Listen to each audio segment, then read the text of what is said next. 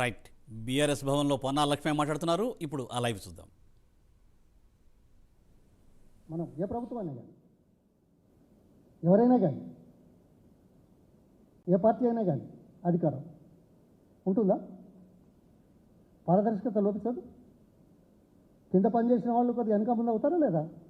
ఇది సర్వసాధారణమైనా కాదా? వ్యతిరేకిస్తారా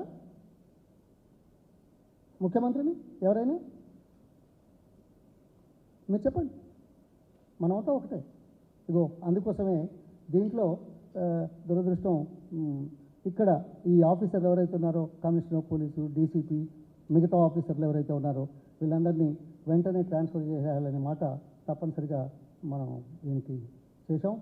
ఈ రకంగా ఇంకోటి ఏంటంటే, కేసీఆర్ గారిని, తర్వాత వర్కింగ్ ప్రెసిడెంట్ గారిని టార్గెట్గా చేస్తూ అనేక రకాలుగా మాట్లాడుతున్నారు.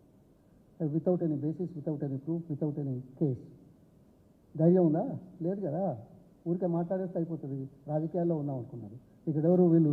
మహేందర్ రెడ్డి గారు, శ్రీనివాసరెడ్డి ఎమ్మెల్యే గారు, తర్వాత ఒక మంత్రి, లేడీ మంత్రి ఆమె కొండ, వీళ్ళంతా ఏదో మాట్లాడారు. ఏది 31 మార్చి రోజు. దానికి కౌంటర్గా మరి జవాబు చెప్పాలని చెప్పేసి మరి పిటిషన్ కూడా వేశారు. సో ఇది కాలయాపన కోసం రాజకీయ కోణంలో చేసే కార్యక్రమాలే కానీ ప్రభుత్వ పరంగా న్యాయం కోసం చట్ట